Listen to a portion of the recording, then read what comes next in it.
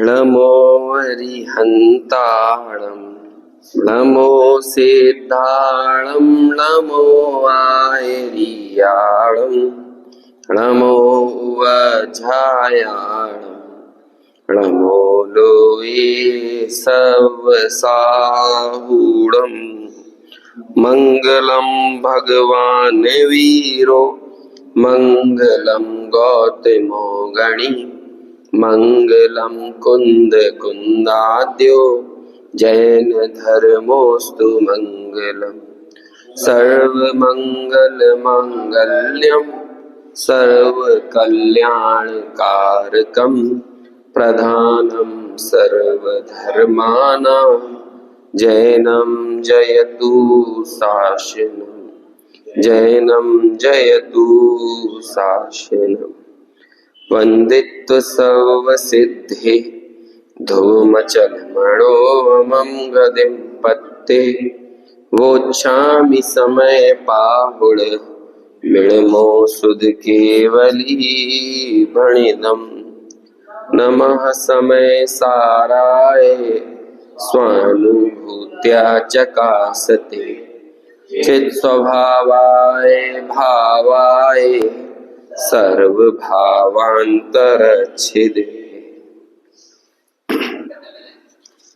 समय सार ग्रंथ का जीव अजीव अधिकार अपना चल रहा है और जिसमें 39 नंबर से 43 नंबर तक की गाथाएं हमने कल पढ़ी थी। अभी एक बार और अपन इन्हें पढ़ लेते हैं और इसका आसान जो पद्यानुवाद है वो भी हम साथ में पढ़ेंगे ताकि इसके अर्थ करने में हमें थोड़ी आसानी हो। इन पांचों गाथाओं में जो विभिन्न मत वाले आत्मा के स्वरूप के संबंध में कथन करते हैं उनका समावेश किया है। हालांकि आचार्य ने ऐसा नहीं कहा कि ये मत वाले ऐसा कहते हैं, लेकिन जब वचनिकाकारों ने टीकाकारों ने इन सब मान्यताओं का सूक्ष्म अध्ययन किया तो ऐसा बताया कि अमुक अमुक मान्यता इस मत से संबंधित जान पड़ती है। तो वैसे तो ऐसा अज्ञान हमारे चित्त में यदि हो तो हमें तो वह दूर करना चाहिए, लेकिन जब हम अपने ही अज्ञान को दूर करते हैं तो उस काल में सहज ही अन्य मतों की जो कल्पित मान्यताएं होती हैं उनका भी सहज ही खंडन हो जाता है। दूसरी बात, चूंकि यद्यपि पूर्व रंग अधिकार में जो शुद्ध जीव था वो हमारे सामने प्रस्तुत कर दिया था, लेकिन अब सहज ही एक प्रश्न खड़ा होना चाहिए जब आपको इस पूरी स्टोरी को आगे बढ़ाना है। यदि आधे घंटे में ही फिल्म का समापन हो जाए तो बाकी के 1.5 घंटे फिल्म कौन देखेगा। अभी समय सार तो बहुत आगे तक चलना है। अभी 38वीं गाथा में बात पूरी हो गई तो कई लोगों के लिए पूरी हो सकती है, लेकिन फिर कई लोगों के मन में अभी भी भ्रांतियां बनी रह सकती हैं। टोडरमल जी कहते हैं कि मिथ्यात्व वैरी का तो अंश भी बुरा होता है। तो ऐसे ही हमारे मन में भी कई कल्पनाएं हो सकती हैं कि भाई पंच महाभूत से मिलकर ही तो शरीर बना है, इस वो आत्मा बनी है। यदि ये पंच महाभूत नहीं होंगे तो आत्मा की क्या सत्ता रहेगी। कर्मों से ही तो आत्मा बना है, यदि कर्म नहीं रहेंगे तो आत्मा कैसे रहेगा। जो सुख दुख देखने में आता है इन सुख दुख से ही तो आत्मा बना है, संसार के सुख दुख से। यदि ये नहीं होंगे तो आत्मा कैसे हो सकता है। तो जब हमारे मन में इतनी सी भी शंका होगी तो कभी आत्मानुभूति नहीं हो सकती। तो ये जानकर आचार्य ने इस अज्ञान को बहुत अच्छे से समझा और उसे समझने के बाद इन गाथाओं में वो सभी तरह के अज्ञानों को प्रस्तुत किया कि लोग बागों के मन में आत्मा के संबंध में किस किस तरह की गलत मान्यताएं होती हैं। वही मान्यताएं यहाँ हमें इन गाथाओं में देखने को मिल रही है। चलिए अपन गाथा पाठ करते हैं, फिर इनका अर्थ करेंगे। अपाण मयानंता मूढ़ादु परपवादिणों के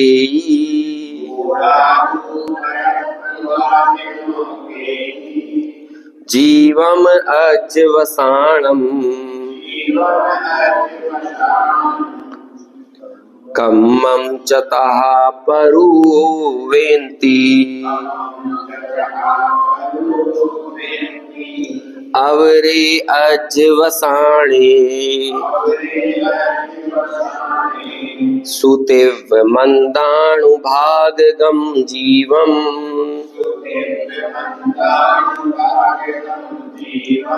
मन्नन्ति तः अवरे लोकं मम चाविजीवोति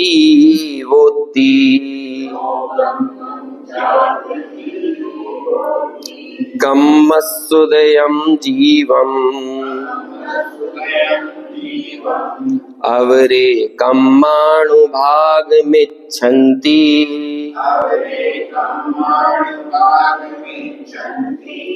तिव्वत्तण मंदत्तण गुणे ही जो सोहवदी जीवो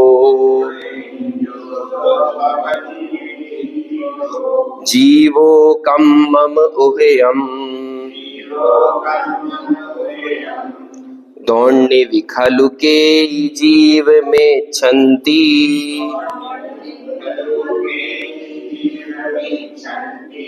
अवरे संजोगेण दू कम्माणम जीव में छंती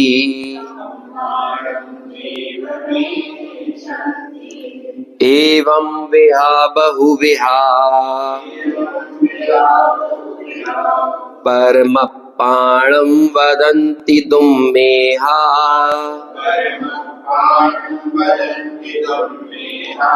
तेन परमट्ठवादी निश्चयवादी हिणे दिट्ठा। अब अनुवाद ये वाला पढ़िए, सरल है ये। परात्मवादी मूल जन निज आत्मा जाने नहीं, अध्यवसान को आत्म कहे या कर्म को आत्म कहे। अध्यवसान गत तीव्रता या मंदता वह जीव है, पर अन्य कोई नो कर्म ही बस जीव है। मंद अथवा तीव्रतम जो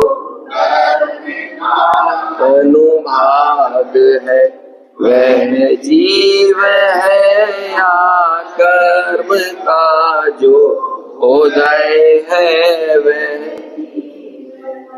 द्रव कर्म का हर जीव का सम्मेलन ही बस जीव है।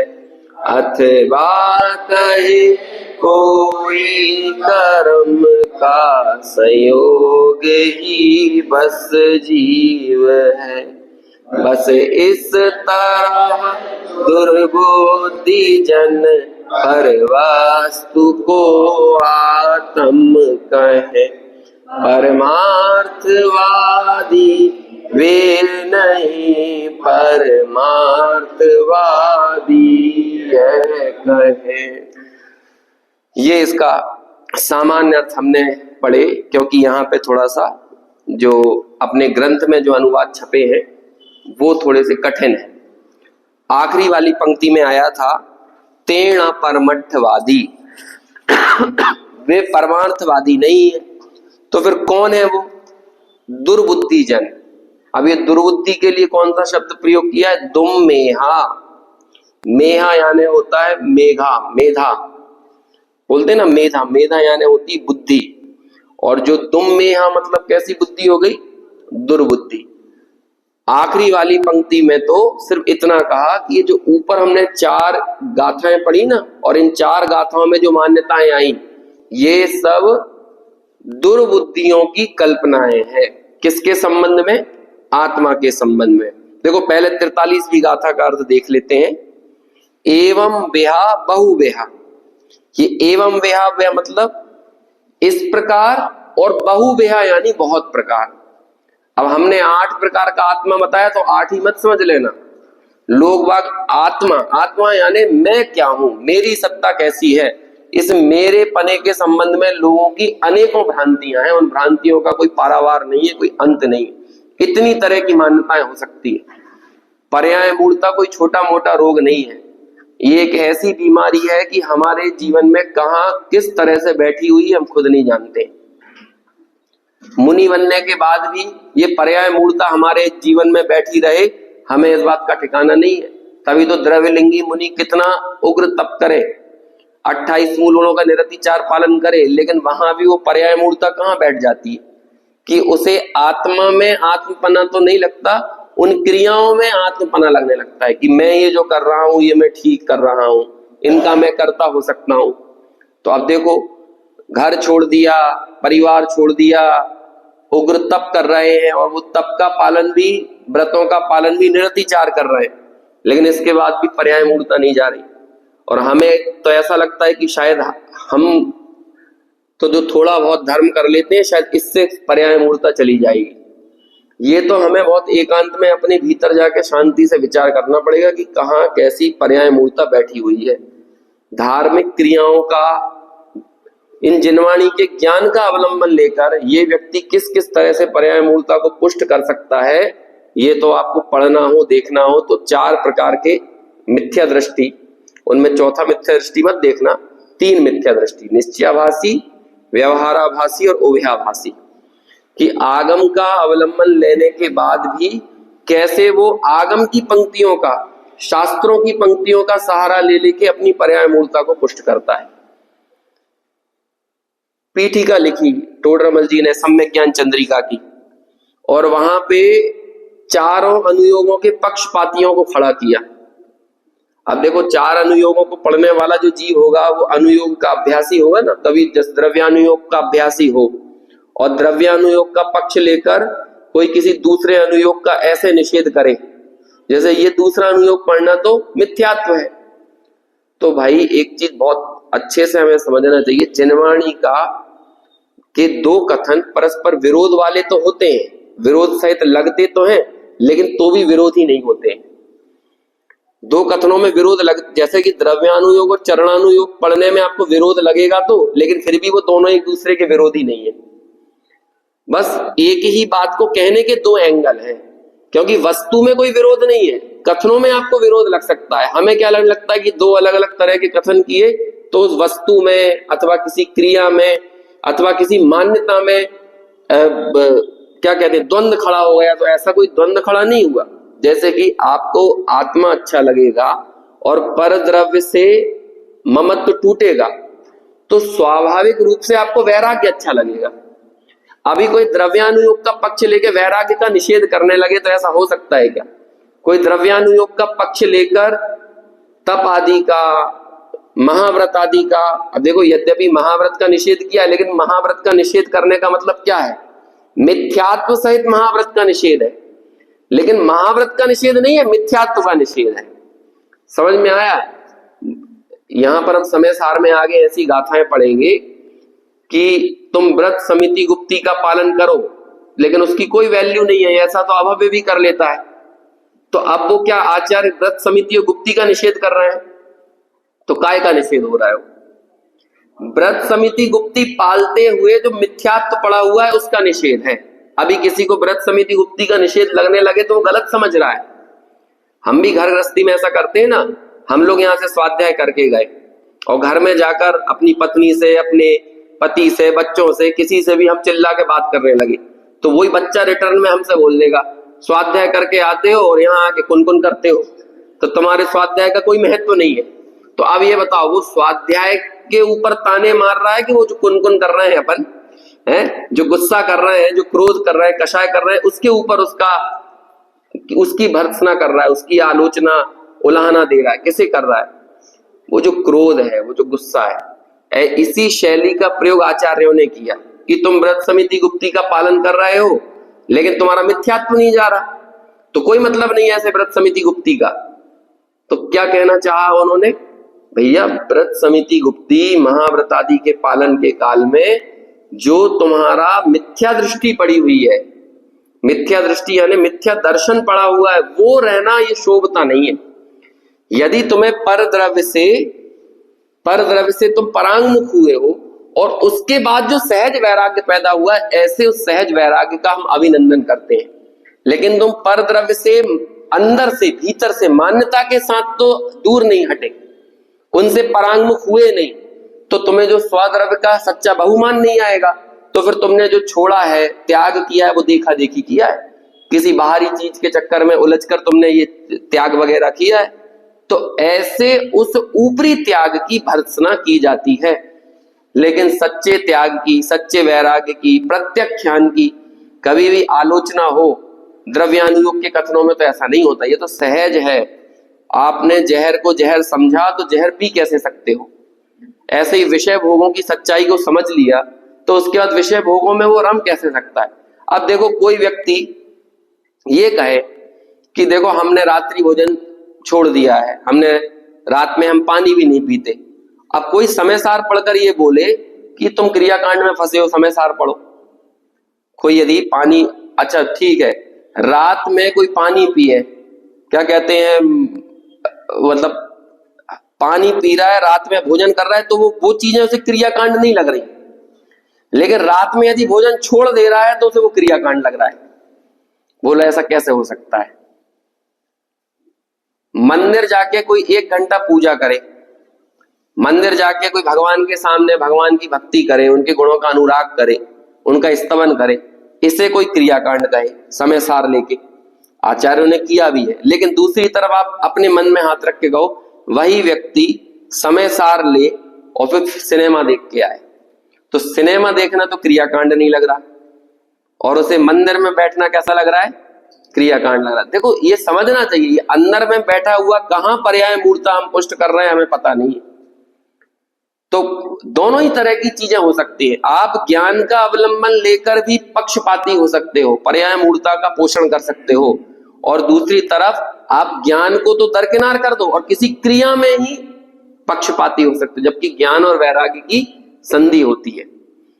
ज्ञान वैराग्य न चित्त मां थाय न तेने ज्ञान, है ना। और फिर दूसरा आगे लिखते हैं कि उलझा त्याग विराग मां, है ना। ऐसी लाइन आती ना आगे कि अंदर में त्याग, ज्ञान और वैराग्य दोनों ना हो, तो ऐसे उस व्यक्ति, यदि आपके जीवन में त्याग और वैराग्य नहीं दिख रहा है तो फिर आपने ज्ञान अर्जित किया ये कैसे पता चलेगा? और जो अकेला ज्ञान में अटक गया है या अकेले त्याग में अटक गया है, वो व्यक्ति भी मोक्ष मार्ग में आगे नहीं बढ़ सकता है। एक बहुत प्रसिद्ध पंक्ति है, ज्ञान क्रियाभ्याम मोक्षा, ऐसी मोक्ष मार्ग प्रकाशक में भी उद्धृत की है। मूल रूप से ये कहां मिलती है इस बात का पता नहीं है, लेकिन ये है ज्ञान क्रियाभ्याम मोक्षा। तो ये कह रहे हैं, ये क्रिया मतलब क्या होता है? क्रिया मतलब जो बाहर में जो त्याग दिख रहा है, लेकिन वो जो त्याग दिख रहा है उसके साथ में क्या होना चाहिए? ज्ञान होना चाहिए। तो ऐसे इन दोनों की आपस में संधि होती है। तभी बनारसी दास जी ने लिखा कि वो है ना, जो बिनु ज्ञान क्रिया अवगाहे, जो बिनु क्रिया मोक्ष पद चाहे, जो बिनु मोक्ष कहे मैं सुखिया, सो अजान मूढ़न में मुखिया। ये 3 मूर्खों के सरदार हैं, तीनों ही बराबरी के सरदार हैं, एक भी किसी से कम नहीं है, किसी का भी प्रोटोकॉल कम नहीं है, है ना। यदि तीनों आएंगे तो तीनों को मूर्खता के उच्च सिंहासन पर बिठाया जाएगा। पहला मूर्ख कौन है? मूर्खों का सरदार, कि जो बिना ज्ञान के क्रियाओं को ओढ़ लेता है। दूसरा मूर्खों का सरदार कौन है? जो बिना क्रिया यानी बिना आचरण के मोक्ष पद चाहे, जो बिना किसी आचरण के करना कुछ ना रहे और सोचे मोक्ष हो जाएगा, तो ये दूसरा मूर्खों का सरदार। और तीसरा कौन है? जो बिना मोक्ष के ही बोल रहा है आई एम फाइन, है, और हम बोल रहे हैं कि नहीं हाउ आर यू, तो हमें कैसा लगता है? I am fine. क्या नाम है उनका, भूधर दास जी का भूधर शतक में आता है ना ये, तो उन्होंने पहले शरीर की दशा का वर्णन किया, है ना। तो बहुत सब चीजें बताती है, निरंतर आंखों का तेजहीन हो रहा है, निरंतर शरीर गल रहा है, दांत टूट रहे हैं, बाल पक रहे हैं, तो ऐसे पूरे शरीर की दशा का वर्णन करते हैं, है ना। ये सब क्या लाइट जलती है कि नहीं? वैराग्य की लाइटें जलती हैं। बाहर में तो रेड लाइट रहता है कि अलर्ट हो जाओ, अभी अपनी व्हाइट लाइट जलती है कि अब अलर्ट हो जाओ, हैं? लेकिन अपन उस व्हाइट लाइट को क्या करते हैं? फोड़ डालते हैं। कैसे फोड़ते हैं? उस पर डाई कर लेते हैं, तो फूट गई ना लाइट। तो ऐसे ये सब लाइटें जल रही हैं। तो फिर भूधरदास जी कहते हैं कि ऐसी दशा माही मित्र काहे की कुशल है। किसी ने टोडरा उनसे पूछ लिया कि कैसे हो, कुशलता है? पहले तो ये नहीं पूछते थे ना हाउ आर यू, पहले यही पूछते थे अत्र कुशलम तत्रास्तु। अपन चिट्ठी लिखते थे तो उसमें भी लिखते थे ये, यहाँ सब कुशल है, हम उम्मीद करते हैं वहां भी सब कुशलता होगी। तो फिर जब इस तरह का जब बार बार कोई पूछता था उनसे, और भूधरदास जी कैसे हो, भूधरदास जी कैसे हो, सब कुशलता है, सब कुशलता है, तो अब दूसरे लोगों से बोल देते होंगे कि हाँ सब ठीक है, ओके, है ना। लेकिन जब भीतर में विचार करते थे तो अंदर में कैसा लगता था? कि अंदर में वो पता चलता था भैया क्या कुशलता बोले, शरीर कमजोर हो रहा है, बाल पक रहे हैं, दांत हिल रहे हैं, है ना। निरंतर क्या है? मौत आवे जरा नेरी, है ना। जरा यानी बुढ़ापा निरंतर नजदीक आ रहा है, और काल की काली घटा निरंतर छा रही है। तो कहते ऐसी दशा में मित्र काहे की कुशल है। अभी वो एकदम से वो छंद याद नहीं आ रहा, बहुत अच्छा छंद है। हाँ, ऐसी दशा माही मित्र काहे की कुशल है। तो इसी तरह से हमें ये विचार करना चाहिए कि हमें ये लग रहा है कि हम बिना मोक्ष के संसार में ही पूरा कंफर्ट जोन बना रहे हैं, तो ये भी पर्याय मूर्ता की पुष्टि है।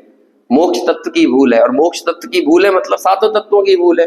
क्या है मोक्ष तत्व की भूल? यही है ना मोक्ष तत्व के संबंध में भ्रांति, कि जो वास्तव में मोक्ष है उसे दुख रूप मानता है, और ये संसार दुख रूप है, इसे सुख रूप मानता है।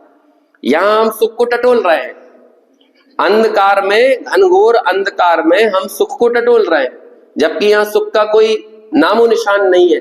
लेकिन जहां वास्तव में सुख है, उस सुख को कैसा मानते हैं? उसे दुख रूप मानते हैं। मोक्ष तत्व की भूल। तो एक तत्व की भूल में सातों तत्वों की भूल गर्भित है।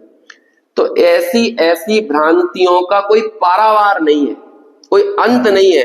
समझ लीजिए जितने जीव हैं उतने तरह की उनके भीतर भ्रांतियां आत्मा के संबंध में। आत्मा यानी कोई आत्मा यानी मैं के संबंध में, मैं के संबंध में भ्रांति। आत्मा बोलते तो हमें लगता है आत्मा कोई और है ना। जैसे कि हमें लगता है कि नाइट्रोजन के संबंध में भ्रांति है ना, गोल्ड के संबंध में भ्रांति। आत्मा बोल देते तो आत्मा लगता है कोई भिन्न धातु है, लेकिन वो आत्मा मैं हूं, वो धातु मैं हूं, ऐसा हमें एहसास नहीं होता। तो गाथाओं में शुरू में तो लिखा रहेगा कि आत्मा के संबंध में कैसी कैसी भ्रांतियां। तो हमें क्या लग रहा है, हम यहाँ क्या किस लिए बैठे हैं? जैसे वो फिजिक्स वाला कोई टीचर हो तो वो आपके कॉन्सेप्ट क्लियर करता है, तो वो भिन्न धातु के संबंध में करता है। एक कोचिंग चल रही है ना जितनी यहाँ पे आकाश इंस्टीट्यूट, फिजिक्स वाला और सब खुल गई है, तो इन सब में क्या होता है, ये सब भिन्न धातु की चर्चा करते हैं। तो ऐसे ही हम यहाँ पर आ गए और हम कहते हैं आत्मा के संबंध में क्या भ्रांतियां हैं, है ना। तो इसी तरह से और भी बहुत सारे सवाल जवाब होते हैं कि नहीं। संविधान के संबंध में दूसरे लोगों की क्या भ्रांतियां हैं, तो हम संविधान की भ्रांतियां दूर कर रहे हैं। इसी तरह से कोई कहने लगे कि भाई किसी इस काव्य के संबंध में क्या भ्रांतियां हैं, इस कवि के संबंध में क्या भ्रांतियां हैं, प्रेमचंद की कहानियों के संबंध में क्या भ्रांतियां हैं, गांधी जी के व्यक्तित्व के संबंध में क्या भ्रांतियां हैं। तो ये सब तो भिन्न व्यक्ति या भिन्न वस्तु है। ऐसे ही आत्मा भी भिन्न व्यक्ति या भिन्न वस्तु है क्या? तो जब कहा आत्मा के संबंध में भ्रांति है, तो हमारा ध्यान कहाँ जाता है? हमारा ध्यान उन पे जा रहा है, वो 8 लोगों पे, 8 मतों पे, कि ये 8 मत वाले आत्मा को ऐसा ऐसा मानते हैं।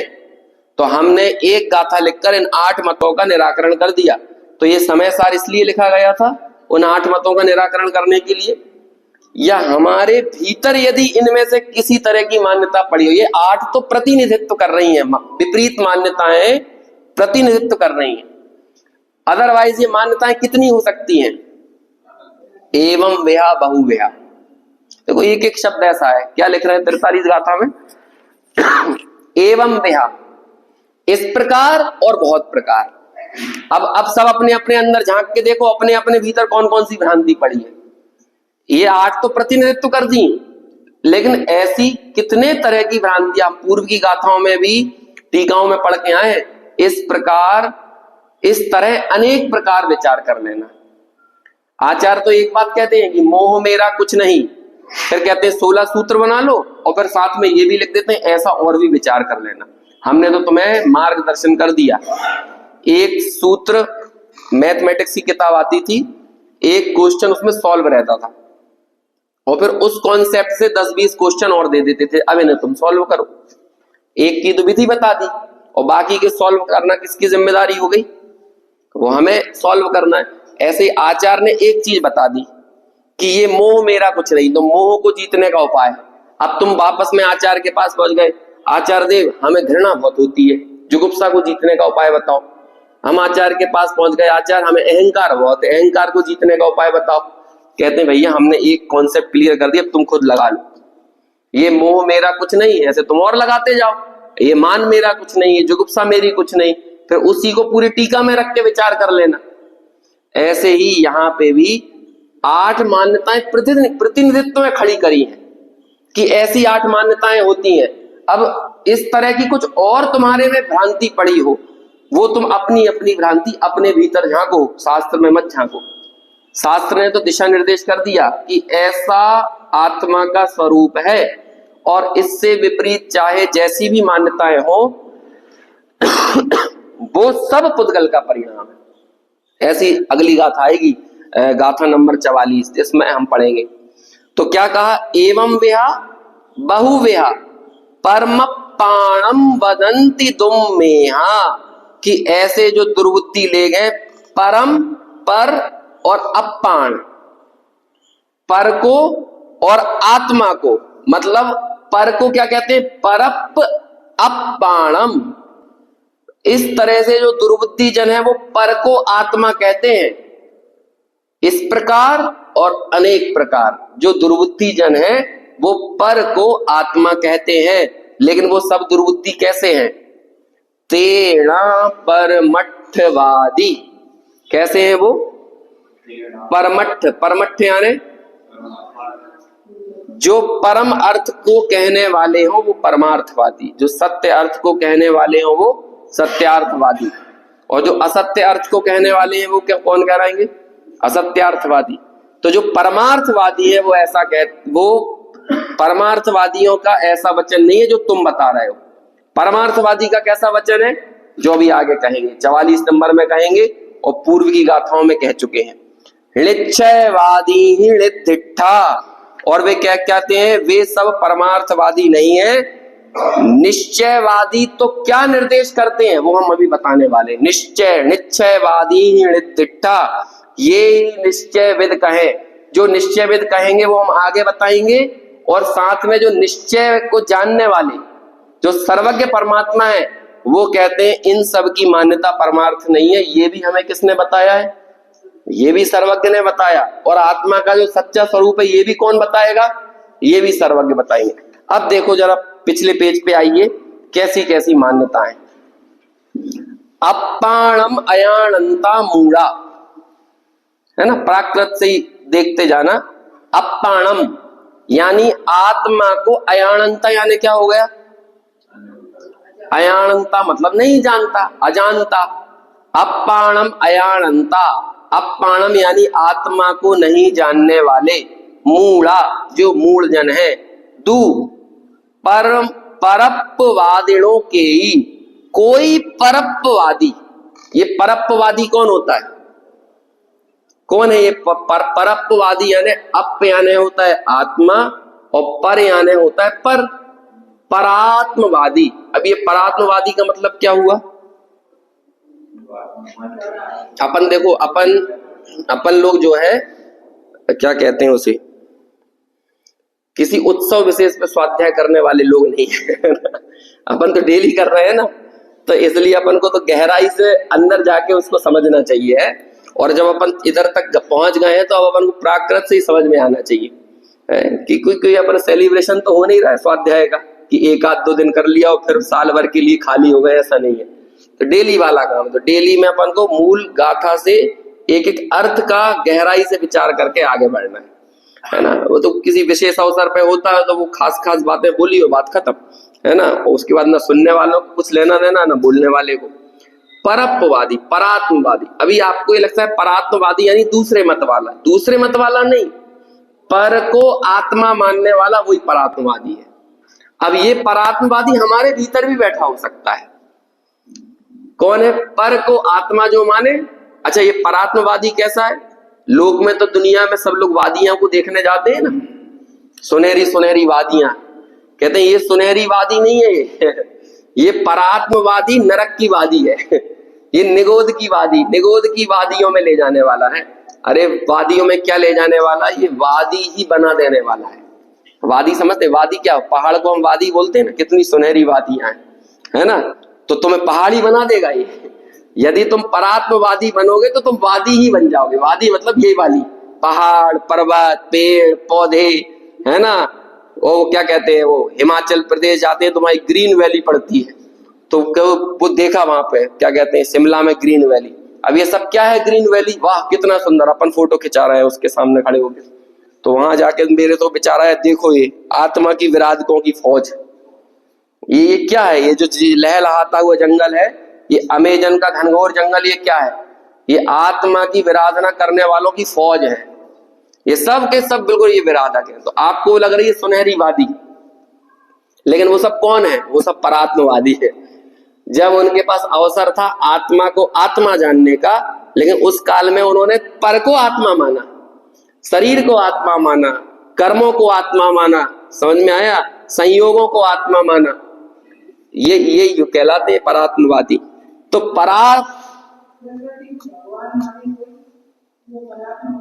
अरे वो कोई सब क्या कहें उसे, वो तो ग्रहित मिथ्या दृष्टि है। हम तो यहाँ पर अग्रहित मिथ्यात्व की बात कर रहे हैं, है ना। देखो दुनिया में लोग बागों के अंदर डर बहुत पड़ा हुआ है, तो जिस जिस चीज से वो डरता है ना उसकी वो पूजा करने लगता है। जंगलों से उसे डर लगता है तो जंगल की पूजा करने लगता है, बरगद से उसे डर लगता है तो बरगद की पूजा करने लगता है, सांप से डर लगता है तो सांप की पूजा करने लगता है, शेर से डर लगता है तो शेर की पूजा करने लगता है, शेर के ऊपर भगवान को बिठा देता है। तो क्या जिस जिससे उसको डर लगता है उसकी वो पूजा करने लगता है। अभी क्या लगता है कि वो पूजा करके वो डर से मुक्ति का है। अरे डर तो अपने भीतर पड़ा हुआ है, आप बाहर से उसका निवारण करने जाओ तो कैसे संभव हो सकता है। तो ये ग्रहित मिथ्यात्व की तो दुनिया बहुत अलग है ना। ये तो परात्मवादी मतलब अपने भीतर ही बैठा हुआ है, कोई दूसरा क्या है। हम जब तक शरीर को आत्मा मान रहे हैं हम ही परात्मवादी हैं। ये किसी दूसरे मत वाले की बात नहीं चल रही है, हमें किसी और के खिलाफ फौज खड़ी नहीं करना है। समय सार में कभी हमें दूसरा व्यक्ति नहीं दिखना चाहिए। समय सार पढ़ते वक्त समय सार की लाइन लाइन में आपको आप ही दिखना चाहिए। जब आपको आपका शुद्ध स्वरूप ख्याल में आ गया तब भी आपको अपना ही ज्ञान स्वभाव दिखना चाहिए, और जब अज्ञान की चर्चा चल रही है तब भी हमें अपना ही अज्ञान दिखना चाहिए। अन्य व्यक्ति की तो क्या बात करें, हम ही हैं परात्मवादी जब तक हमें परद्रव्य में आत्मपने की बुद्धि। अब देखो पहला, जीवम अध्यवसानम। ये अध्यवसान क्या होता है? ये बहुत शब्द आएगा, अध्यवसान अध्यवसान क्या होता है? अध्यवसान अपन ने एक बार बात की थी, अधि अवसान, जिस प्रकार के जानने से आपका अवसान हो। तो जानने से कभी अवसान नहीं होता, अवसान होता है मोह से। तो मोह को ही बोलते हैं अध्यवसान। मोह संयुक्त विकल्प ही अध्यवसान है, समझ में आए ना? अध्यवसान अभी यहाँ पे बारंबार आएगा कि अध्यवसान ही क्या है? आत्मा है, मोह ही आत्मा है। क्योंकि दुनिया में जितने लोग हैं उन्होंने मोह से रहित आत्मा ही नहीं देखा, समझ में आया ना? अब जब तक आपने देखा ही नहीं है तो आप क्या कहोगे? भैया ये मोह राग देशी आत्मा है। मोह राग देश से अलग कोई आत्मा नहीं होता। क्यों? क्योंकि आप ही बताओ, आपने देखा है कभी? देखा है मोह राग देश से? तो बोलो मोह राग देश से रहित आत्मा को समझने के लिए आपको किसकी शरण में जाना पड़ेगा?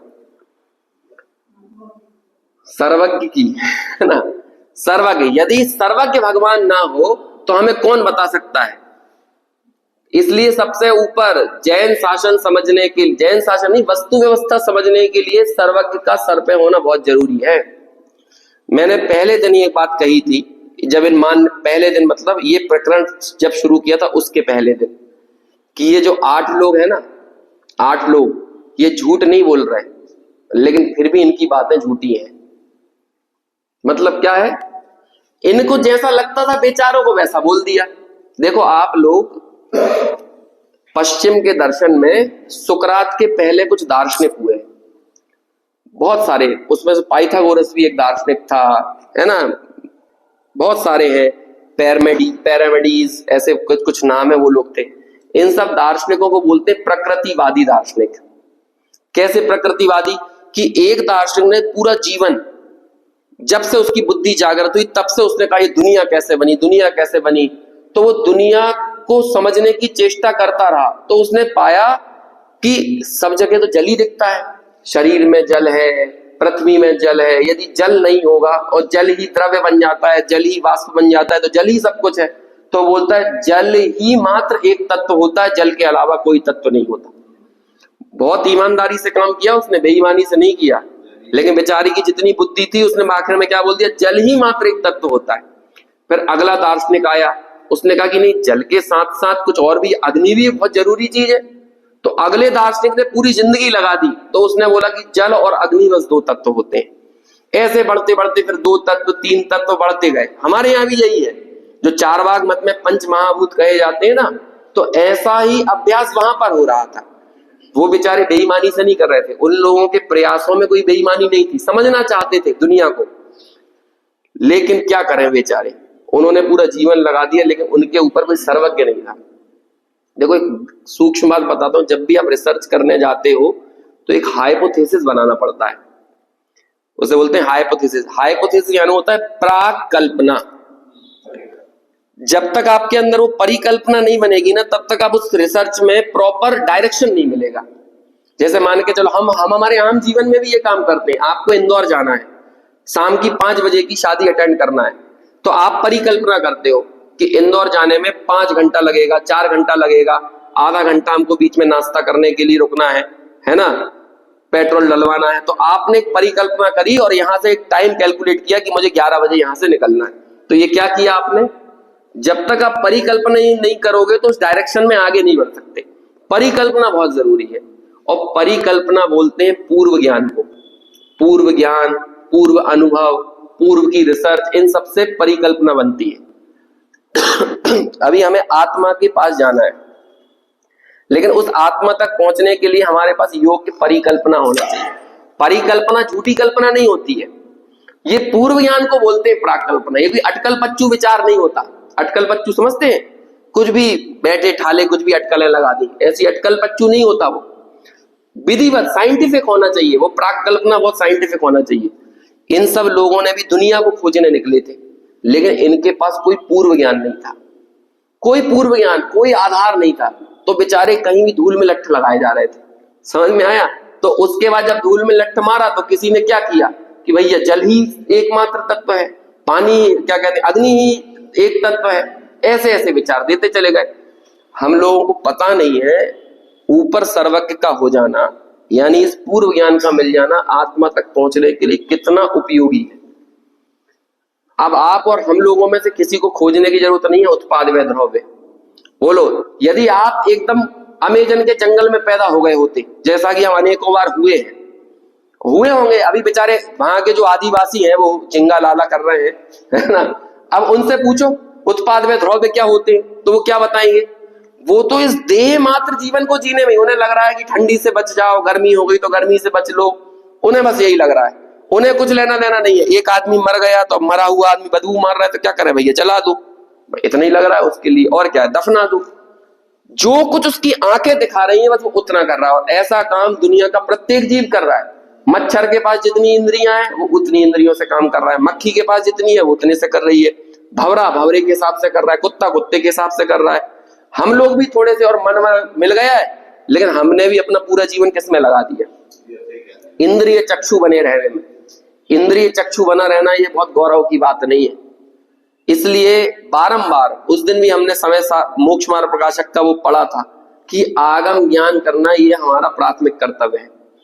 यदि सर्वज्ञ, अरे अपने क्या नाम है, अभिनंदन जी को जीवन बीत गया वो 5 बोल सुनाते सुनाते और उन 5 बोलों में पहले नंबर पे यही बोल सुनाते हैं, सर्वज्ञ का विश्वास होना चाहिए। सर्वज्ञ, क्योंकि सर्वज्ञ का विश्वास हटा दोगे तो बचेगा क्या? कौन बताएगा उत्पाद व द्रव्य? कौन बताएगा 343 घन राजू का विश्व होता है, 7 नरक होते हैं, 16 स्वर्ग होते हैं, कौन बताएगा द्रव्य गुण पर्याय? ढूंढ के बताओ सत्ता का क्या स्वरूप होता है, बिना सर्वज्ञ के आप बताओ क्या होता है। दुनिया भर के लोगों ने सत्ता बताई है, भैया ये नहीं होगा ना। आवांतर सत्ता क्या होती है, महासत्ता क्या होती है, अस्तित्व, वस्तु, द्रव्यत्व, प्रमेयत्व, गुण क्या होते हैं, कोई बताने वाला नहीं है। ज्ञान क्या होता है, ये क्या होता है। सर्वज्ञ ने 2 चीजें बताई, उन 2 चीजों में सब आ जाता है। पहली चीज, ज्ञान की कोई सीमा नहीं है, और दूसरी चीज, हमें अपनी सीमाओं का ज्ञान होना चाहिए। बस ये 2 चीजों में सब आ गया। पहली चीज क्या हो गई, ज्ञान की कोई सीमा नहीं है। अब आप देखो 52 नंबर का 51 और 52 नंबर की गाथा पढ़ लेना, प्रवचन सार की 51 नंबर की गाथा बोलती है कि अहोरिणानस्य महात्मम, सर्वज्ञ के ज्ञान का, केवल ज्ञान का महात्मा अपरंपार है। कैसा है केवल ज्ञान का महात्मा? तो कहते हैं भैया जुगवम जानति जोन्नम, जो युगपत रूप से पूरे त्रिकालवर्ती पदार्थों को, विषयों को एक साथ जानता है, ऐसे उस ज्ञान के महात्मा की क्या अपार महिमा। अहोरिणानस्य महात्मम, तो क्या बता दिया, ये ज्ञान की कोई सीमा नहीं है।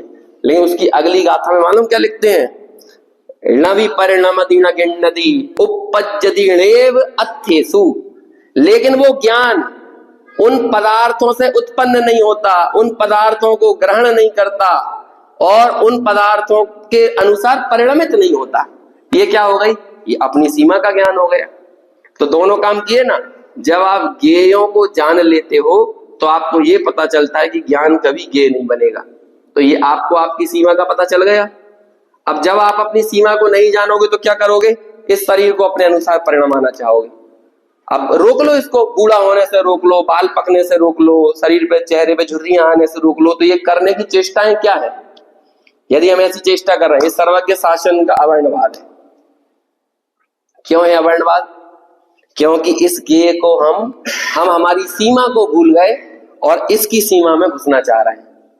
ये पुद्गल की सीमा में घुसने की चेष्टा अपनी सीमा का उल्लंघन है। ज्ञान की कोई सीमा नहीं है। ज्ञान तत्व प्रज्ञापन में बता दिया, ज्ञान की कोई सीमा नहीं है। लेकिन ज्ञेय तत्व प्रज्ञापन लिख के उन्हीं आचार्य कुंद ने बता दिया कि तुम अपनी सीमा, यानी तुम्हें अपनी सीमाओं का ज्ञान होना चाहिए। 6 द्रव्यों का स्वरूप बता दिया, उत्पाद व द्रव्य का स्वरूप बता दिया। तो हम क्या समझ गए, अपनी सीमा पता चल गई। क्या है हमारी सीमा? आत्मज्ञानम स्वयं ज्ञानम ज्ञानादन्यत करोति किम परभावस्य कर्तात्मा मोहयम व्यवहारिणाम। बस ये याद कर लो, आप कुछ भी हो जाए आपको, आप देख लो आप जानने के अलावा क्या करना है। ये सर्वज्ञ ने हमको दे दिया है, तो हमारे पास एक प्रॉपर हाइपोथेसिस है आत्मा तक जाने की। अब ये बेचारों के पास सर्वज्ञ नहीं थे ना, इन्होंने कोशिश ईमानदारी से की लेकिन आत्मा का जो कुछ भी स्वरूप बताया वो सब कैसा है, दुम में हा, ये सब दुर्बुद्धि है। दुर्बुद्धि मतलब यहाँ पे गाली नहीं बक रहा इन लोगों को। सुबुद्धि वो है जिनकी बुद्धि अपने स्वरूप में लगे, वो सुबुद्धि है। और जिनकी बुद्धि अपने स्वरूप को, अपनी सत्ता को छोड़कर अन्य विषयों में लगे, वो सब क्या है, वो दुर्बुद्धि है। बोलो, ये शॉपिंग मॉल बन गया, भोपाल की मेट्रो चालू हो रही है 21 दिसंबर को, तो काय का परिणाम है ये? दुम में हा कि सुम में हा? ये दुम में हा मेधा का दुरुपयोग है कि मेधा का सुपयोग है? हम लोगों को क्या लगता है कि 10-15 साल में किसी चीज का मूल्यांकन नहीं होता है कभी। BRTS कॉरिडोर बनाया था, तब भी लोगों ने तालियां बजाई होंगी। यदि वो इतना अच्छा होता तो उसे तोड़ने की जरूरत क्यों पड़ी? ऐसे ही ये तुम्हारी वो ई-रिक्शा चलाए थे, खूब सरकार ने वाहवाही लूटी थी, ई-रिक्शा चला गया। वो ई-रिक्शा आग लगा रहे हैं रोडों पे, है ना, है पूरे ट्रैफिक व्यवस्था को बिगाड़ रहे हैं। आपको पता नहीं है, हमको लगता है 10-20 सालों में हम विकास के लिए तालियां बजाते हैं, हाँ हमने अब अच्छा कर लिया, हमने अब अच्छा कर लिया। आप सर्वांगीण चीजों को नहीं जानते, आप त्रिकालवर्ती चीजों को नहीं जानते, आचार जानते हैं। तुम्हें लग रहा है 10 साल 15 साल की मेट्रो, तो तुम आज ताली बजा दोगे। आचार्य तुम्हारे त्रैकालिक स्वरूप को जानते हैं, सर्वज्ञ त्रैकालिक स्वरूप को जानते हैं। कहते हैं तुम्हारी दुर्मेधा है ये शॉपिंग मॉल बन रहा है ना, ये तुम्हारी दुर्मेधा है। ये जो हॉस्पिटल बन रहा है ना, ये तुम में यहाँ है। तुम्हें 10 साल दिख रहे हैं, 5 साल दिख रहे हैं, और ये आज का इंसान यही बदल रहा है। अपनी पुरानी सरकार नई सरकार के नई सरकार पुरानी सरकार के फैसलों को बदल देती है। क्यों बदलने की जरूरत पड़ गई? पुरानी जनरेशन को नई जनरेशन आउटडेटेड कर देती, क्यों हो गई? दुनिया ट्रेंड के हिसाब से काम करती है। जिन शासन सिद्धांतों की बात करता है जिसका अंत पहले से सिद्ध, यहाँ ट्रेंड नहीं चल रहा कुछ कि ट्विटर पे इंस्टाग्राम पे कोई चीज ट्रेंड करने लगे तो हमें उस तरह की मान्यता मानना चाहिए। इसका नाम थोड़ी जैन शासन है। त्रैकालिक, उन्होंने त्रैकालिक वस्तु व्यवस्था को देखा है। अब त्रैकालिक तुम्हारा सुख कायम है, ये समझो। तुम्हारा सुख इसमें नहीं है कि शॉपिंग मॉल बन गए, तुम कहीं घूमने चले गए, तुम मेट्रो दौड़ने लगी, हमारे यहाँ भी दुबई जैसी बड़ी महंगी महंगी गाड़ियां आ जाएं भोपाल में तो हमें लगने लगा तरक्की हो गई देश की। इसका नाम तरक्की थोड़ी है। तुम्हें 2-5 साल दिख रहा है और भगवान को क्या दिख रहा है? तुम्हारा त्रिकाल स्वरूप दिख रहा है। वो तुम्हारी, अच्छा भामंडल सर्वज्ञ के सामने जाके क्यों कलुषित परिणाम नहीं होते, विषयों की आशा नहीं होती? क्यों? क्योंकि भामंडल है वहां पे। अब बोलो, अब तुम्हें अगला भाव दिख रहा है, तुम नरक में बिलखते हुए दिख रहे हो, तो बोलो अब तुम जब अपने नरक में बिलखता हुआ तुम्हें अपना अगला भाव दिख गया, अब तुम बोलो यहाँ पे फिल्म देखते हुए तुम झूमोगे पॉपकॉर्न के पैकेट के साथ? तुम्हें दिख रहा है कि भैया ठीक है, अभी कैसे झूम सकता है वो आदमी?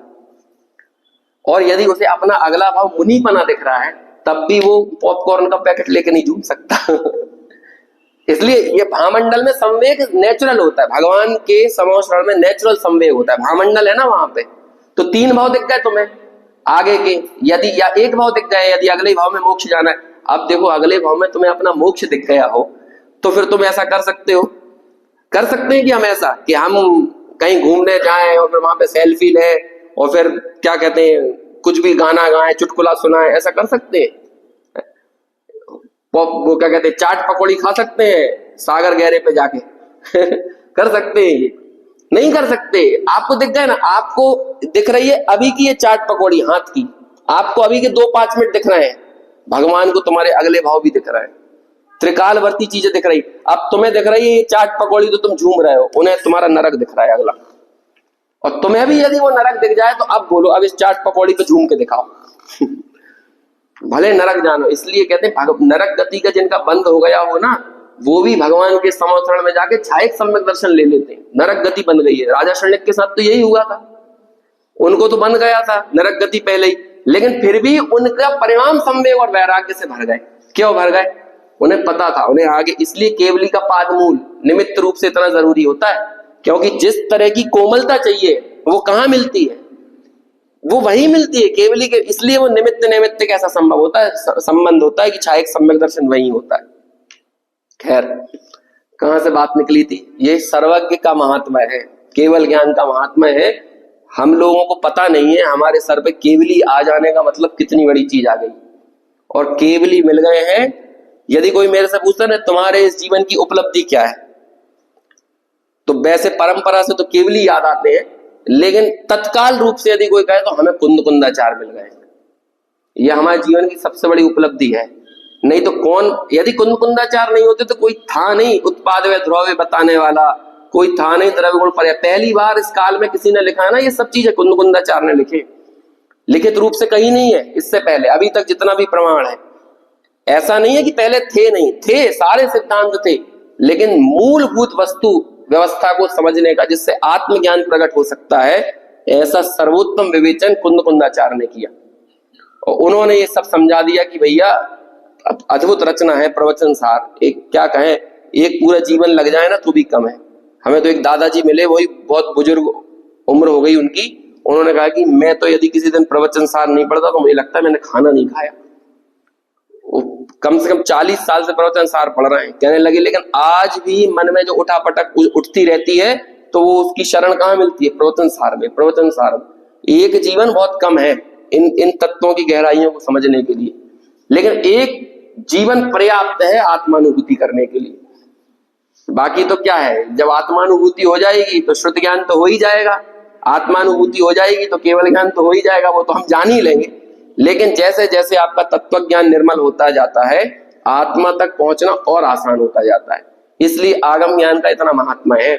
और जब हम इन 8 मान्यताओं को पढ़ेंगे ना तो हमें पता चलेगा कि इन विचारों के पास सर्वज्ञ नहीं था तो चाहे जहां धूल में लट लगा रहे थे कि बस की कर्म ही आत्मा है। अभी एक उदाहरण ऐसा मिलेगा हमको कि जैसे पलंग किसे कहते हैं? 8 लकड़ियों का संयोग पलंग है। 8 लकड़ी समझ गए ना, 4 तो पाए हो गए और 4 वो ऐसे लगती हैं। इसके अलावा कुछ पलंग होता है? तो कैसे ऐसे ही जीव भी क्या है, ये 5 महाभूत के अलावा जीव कुछ होता ही नहीं है।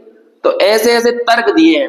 पहली बार में तर्क सुनो तो अच्छे भी लगते हैं, लेकिन आगम से रहित तर्क आपका अनर्थ ही करने वाले हैं, वो आपका कल्याण करने वाले नहीं है।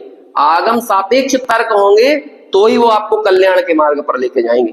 तो ऐसे सब 8 मान्यताएं आएंगी, अभी हम टीका में पढ़ेंगे तो और स्पष्ट होगा, वो चर्चा आगे कल करें।